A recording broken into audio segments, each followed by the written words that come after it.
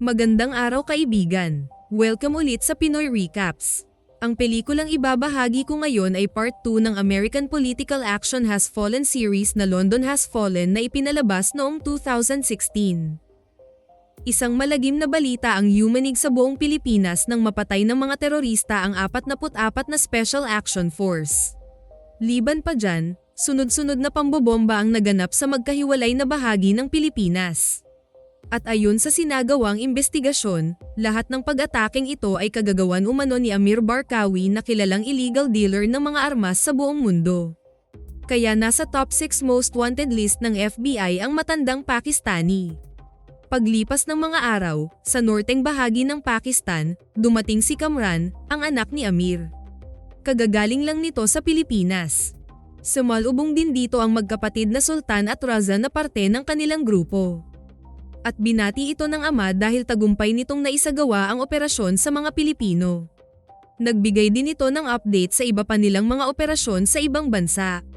Maya-maya ay buong pamilya silang nag-celebrate sa kasal ng anak na babae ni Amir. Lingid sa kanilang kaalaman, isang informant ang nag-message sa MI6 na positibong kinilala si Amir at nasa site umano ang Pakistani. Saka ito nagmamadaling umalis sa lugar. At paglipas ng ilang segundo, bumagsak na ang missile sa reception ng kasal. 2 taon nang dumaan, buntis na ang asawa ni Mike at siya pa rin ang head ng Secret Service ni President Benjamin. Ngunit sa loob-loob ng agent, gusto na rin itong magbitiw sa serbisyo. Dahil sa dalang panganib ng trabaho lalo na ngayong magkakaanak na siya. Nang sumunod na araw, isang masamang balita ang dumating sa White House. Namatay umano ang Prime Minister ng London. Kaya naimbitahan ng presidente na dumalo sa state funeral kasama pa ang maraming leaders ng iba't ibang bansa. Dahil dito, ginawa nila ng paraan para maisingit sa schedule ni Benjamin ang agaran nilang pag-alis papuntang London. Hindi sang-ayon si Lynn sa biyaheng ito pero sabi ng presidente, matagal na nilang kakampi ang UK, kaya kailangan nilang magpakita ng respeto sa mga allies. Ayon naman kay Mike, na-check na nila ang lahat ng detalye sa trip na ito at wala naman silang nakitang banta.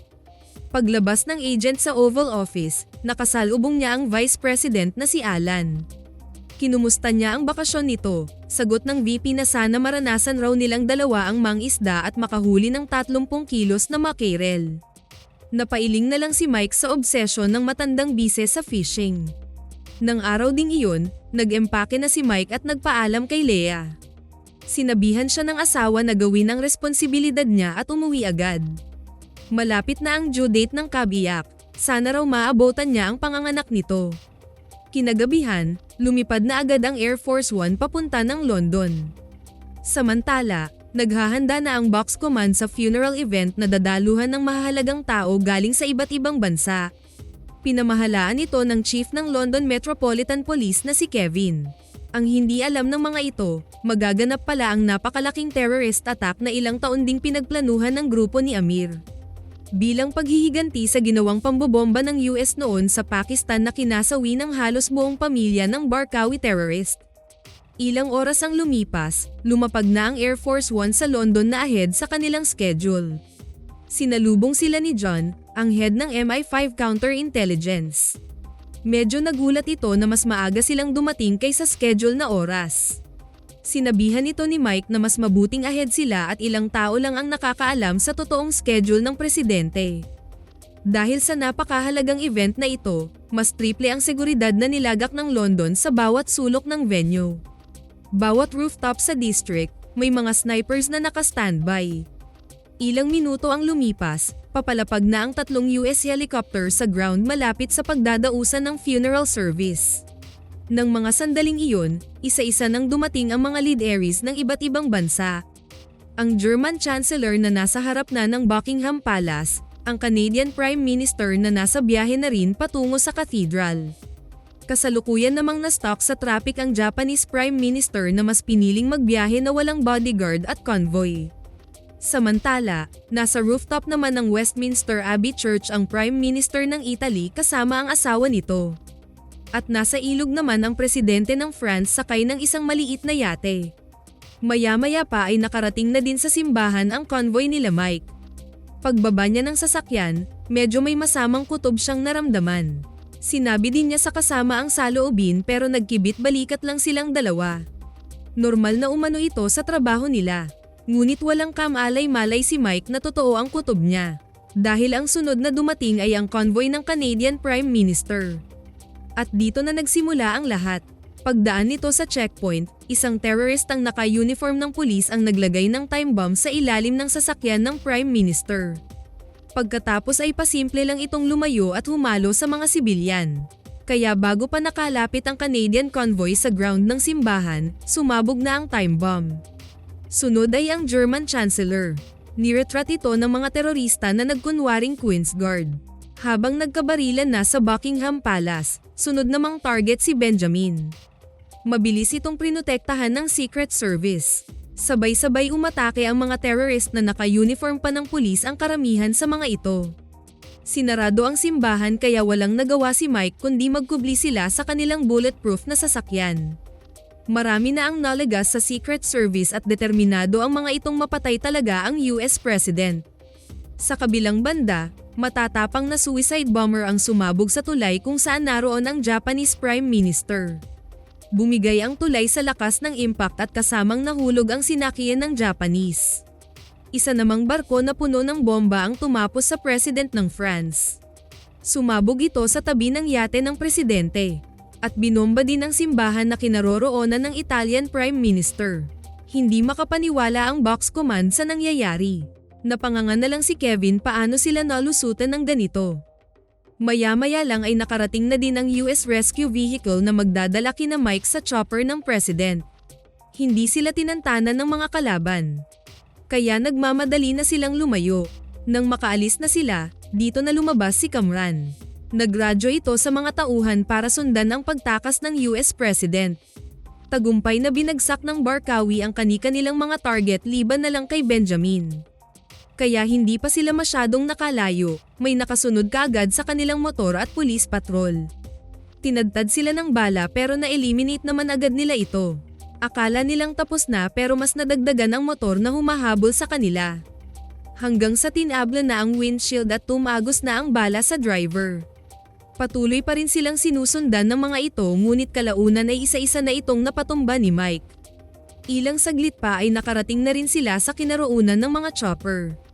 At agad-agad silang lumipad nang masecure na ang presidente. Samantala, sa Yemen, nagbigay ng update si Sultan kay Amir. Pareho silang nakaligtas noong bombahin sila ng US sa Pakistan. Yun nga lang putol na ang dalawang paa ni Sultan. Kaya isa ito sa mga dahilan ng kanilang paghihiganti. At gaya ng sabi ni Amir sa lalaki, proceed na sila sa Plan B dahil hindi nila napatay si Benjamin. Dahil ang Plan B pala nila ay isabotahe ang power sa buong London. At pasabugin ang communication tower. Kaya nang lumabas sa news ang pag-atake, sinubukang tawagan ni Leia si Mike pero hindi makapasok ang kanyang tawag. Nakarating na din sa White House ang pangyayari kaya minadali na nila ang pagpadala ng reinforcement para sa seguridad ng presidente. Buong akala ni Mike tapos na ang lahat dahil nasa himpapawid na sila at patungo na sa airport. Ngunit bigla silang nagulat ng tamaan ng missile ang isa sa mga chopper at tuluyan na itong bumagsak. Sila naman ang sunod na missile lock. Sinubukan nilang iwasan ang dalawang magkasunod na missiles sa pamamagitan ng pagpaputok ng flares. Pero nang maubusan na sila nito, kailangan ng magsakripisyo ng isa pang chopper para hindi tamaan ang sinakyan ng presidente. Ngunit walang balak tumigil ang mga terrorist. Dito sinabihan ni Mike si Benjamin na ihanda ang sarili sa impact. Bago sila bumagsak, mabilis niyang ne-release ang malaking airbag ng helicopter. Natigilan ang lahat sa White House nang makitang bumagsak na ang chopper na sinakyan ng US President. Ilang sandali pa ang lumipas, bumangon si Mike at mabilis na nilapitan si Benjamin. Himala silang nakaligtas sa crash. Pero napanganga sila nang makita ang kalagayan ni Lynn. Pinalabas niya agad ang presidente para makaligtas ito kung sakaling sasabog ang chopper. Hindi niya iniwan si Lynn. At bago ito pumanaw, nagbilin ito na wag muna siyang mamatay, pagbayarin muna umano ang mga gumawa nito. Nang makalabas na si Mike, sinubukan niya ulit magradyo sa box command pero wala pa rin siyang masagap na signal. Kaya nagmamadali silang lumayo sa crash site bago pa sila maabotan ng mga kalaban at pumasok sila sa kakahoyan. Balik sa White House, tumawag na si Amir at nagpahayag ng paghihiganti sa ginawa ng Amerika sa pamilya nito. Dagdag ng matanda sa Vice President na matatapos lang umano ang lahat ng ito kung kusa nilang ibigay si Benjamin. Ngunit sinagot ito ni Alan na hindi kailanman mangyayari ang gusto ni Amir. Kasunod nito ay nag-order siya na halongkatin ang lahat ng transaksyon ni Barkawi sa London. Sigurado umanong may mga connection ito at posibleng nasa London lang ang hideout ng grupo. Nang mga sandaling iyon, nasa downtown na ang dalawa. Malakas ang kutob nilang may kasabwat ang mga ito sa loob ng police force kaya wala umano silang ibang pagkatiwalaan kundi ang mga sarili nila. Kailangan umano nilang lumapit sa station ng MI6 para makahingi ng tulong. At sa pagkakataong ito, may tiwala siya sa mga agents kaysa London Police. Pero nasundan pala sila ng mga kalaban sa subway station kaya napalaban pa si Mike. At isa pala sa mga ito si Raza, ang bunsong kapatid ni Sultan. Kaya dito niya nakausap si Kamran nang tumawag ito kay Raza. Sabi nitong sana sinurrender na lang daw niya ang presidente. Dahil ngayon umano ay dahan-dahan nilang patayin si Benjamin habang naka-live broadcast sa YouTube.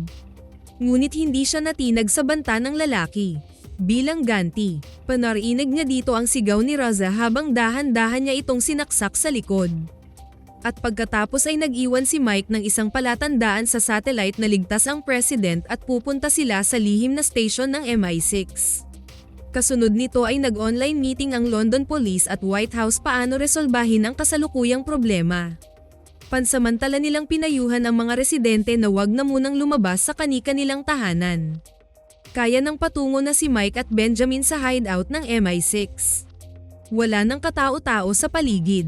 Dito pinakilala ni Mike ang president kay Jax, ang pinakamagaling umanong agent ng Europe. Ilang saglit pa ay pinakita ng babae ang confidential encrypted na voice message ni Alan para sa kanilang dalawa. Since lahat umano ng kanilang security protocol ay nakompromiso na ng grupo ni Barkawi, sinabi na lang ni Alan ang tungkol sa pangingisda na siyang huling usapan nila ni Mike. Kaya dito siya naniwala na legit ang mensahe at galing talaga ito sa White House. Masaya sila nang marinig na nakita ng US government ang mensahe niya noong tumingin sila sa satellite. Dahil dito, nagpapadala na umano ng Delta Team Squad para ma-rescue sila at dalhin sa US Embassy. Nakumpirma na rin nila na si Amir nga ang mastermind sa lahat ng ito. Ngunit hindi umano ito magtatagumpay kung wala itong kasabwat sa loob, kaya ito umano ang tutuklasin ng babaeng agent. Hindi nagtagal, dumating na ang inaantay nilang sundo. Pero nagtataka si Mike bakit ganun kabilis nakarating sa location nila ang rescue. Nang i-zoom ni Mike ang CCTV, nakita niyang wala man lang pawis ang mga ito sa bigat ng gears sa katawan. Kaya malakas ang kutob niya na na-intercept ng mga kalaban ang mensahe ng Vice President. Dito na siya dinala ni Jax sa armory at nag-pack up ng gamit. Sinabihan niya ang babae na umalis na at hanapin ang spy sa loob ng London Police Force. Maya-maya lang ay mag-isa niyang hinarap ang mga kalaban. Dahil iilan lang ang mga ito, madali lang niyang naitamba. Nagpunta agad sila sa basement parking at mabilis na umalis gamit ang bulletproof na kotse ng MI6. Pagdating nila malapit sa embassy, nakikita nilang may mga nakaabang na sa kanila. Kaya nagdesisyon silang salubungin ang mga ito. Binilisan nila ang takbo habang tinadtad sila ng bala at pinasabugan pa. Nang akala nilang nakalusot na sila, biglang bumangga ang malaking truck sa kanilang sasakyan. At sa lakas ng impact, bumaliktad ang kotse. Habang nahihilo pa si Mike at Benjamin sa ilalim, isang van ang dumating at mabilis kinuha ng mga ito ang presidente. Nagsisigaw si Benjamin pero disoriented pa rin si Mike. Ngunit ilang segundo lang, sinubukan niyang barilin ang van pero nakalayo na ito. Kaya tinorture niya ang isang tauhan na naiwan. Sinabi naman nito kung saan dadalhin ang president. At bago pa niya ito matuluyan, inawat na siya ng dumating na SAS team. Ito na yung pinadala ng White House para mag-rescue sa kanila. Ayaw na sana siyang isama ng mga ito pero nagalit siya sa team leader.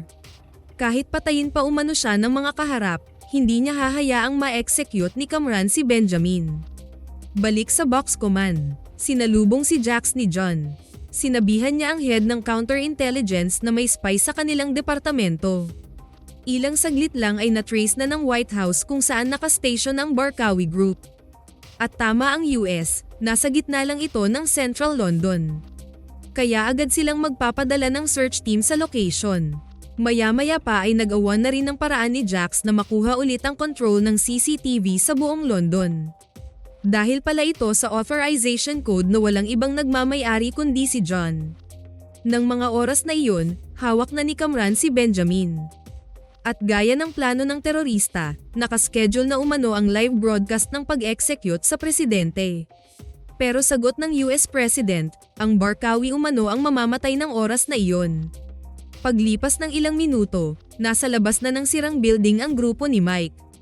Sinabihan sila ng box command na sangkatutak na terrorist ang kanilang babanggain kaya mag-anti daw sila ng full army.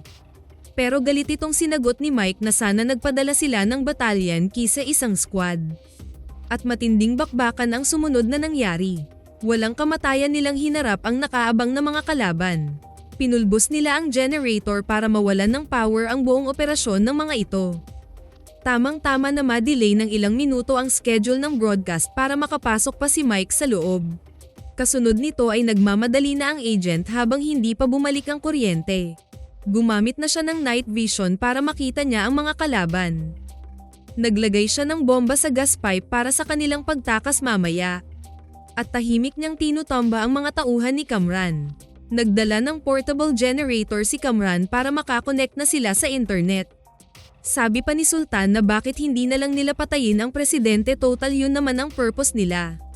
Ngunit mas gusto ng Barkawi na ipakita sa buong mundo paano nila kakatayin si Benjamin. Pagbalik ng kuryente, dito na nakipagbakbakan ulit si Mike. Kailangang makalapit agad siya sa kinaroroonan ng presidente. Dahil ng mga sandaling iyon, nagbalik online na ang signal ng grupo. At nagumpisa na nga ang live broadcast online. Nakita na ng mga tao ang pananapak ni Kamran kay Benjamin. Kasunod nito ay kinuha na ng lalaki ang isang mahabang itak. Natahimik ang White House at ibang parte ng mundo sa mangyayari. Ngunit bago pa niya ito magamit, biglang dumating si Mike at pinagbabaril lahat ng terrorist sa paligid. Pero nakuha pa ring manglaban ni Kamran sa kanya. Habang naglaban ang dalawa, nakatapon pa ng granada si Sultan bago ito binawian ng buhay. Daling kinubli ni Mike ang presidente sa pader. At mabilis namang tumakas si Kamran. Pinakawalan ni Mike si Benjamin at nagmamadali na silang tumakas. Ngunit nakasalubong nila sa hallway si Kamran at mga tauhan nito. Naubusan na sila ng bala kaya na-trap na sila sa gitna. Dito na niya inutusan ang leader ng Delta Team na pindutin ang detonator na iniwan niya kanina para sa bombang nilagay niya sa gas pipe. Ayaw sanang gawin ng leader dahil baka di na sila makalabas pero nagpupumilit si Mike. Nang mag-umpisa ng magputukan ang linya ng gas, mabilis na tumakbo ang dalawa at tumalon sa malaking butas bago pa sila abutin ng apoy. Habang tinanggap na lang ni Kamran ang kapalaran na katapusan na niya. Paglipas ng ilang sandali, natagpuan ng Delta Team ang kinaroroonan ng dalawa at buhay ang mga ito. Kaya laking tuwa ng White House at ng London sa magandang balita. Tinulungan sila ng team na makalabas at nagpasalamat si Mike sa Delta leader. Kasunod nito ay naabutan ni Jax si John sa isang parking area kung saan naglilipat ng gamit ang lalaki sa isa pang kotse. Plano na pala nitong tumakas. Pinapaluhod ng agent ang head ng counterintelligence. Ngunit hindi ito nakikinig sa kanya. Kinumbinse pa siya nito na samamang labanan ang bulok na sistema ng gobyerno. Umaatras si John, alam niyang gusto nitong kunin ang baril sa sasakyan kaya inunahan na ito ni Jax. Samantala sa Yemen, nakatanggap ng tawag si Amir galing sa number ni Kamran. Hindi nito alam na ang US Vice President pala ang tumawag. Sabi nitong hindi ito titigil hanggat hindi makaganti sa Amerika. Pero sagot lang ni Alan na tumingin ito sa taas. Pagtingala ni Amir, alam niyang wala na siyang kawala pa. Walang sibilyan sa kanilang paligid kaya binomba ulit siya ng US at sa pagkakataong ito, sigurado na ang kanyang katapusan. 2 linggo ang lumipas, unti-unti nang nag-recover ang London. At babae ang naging anak ni Mike. Binigyan siya ng ilang linggong bakasyon para makasama ang mag-ina. Habang pinapakinggan niya ang speech ni Alan sa TV, nagdadalawang isip na siya kung itutuloy ang resignation o hindi. Pero dahil na-encourage siya sa sinabi ng Vice President, nag-decide siyang i-delete ang resignation letter. Sana nagustuhan niyo ang pelikulang ito. Maraming salamat sa inyong panonood. Kita-kits tayo sa susunod na video.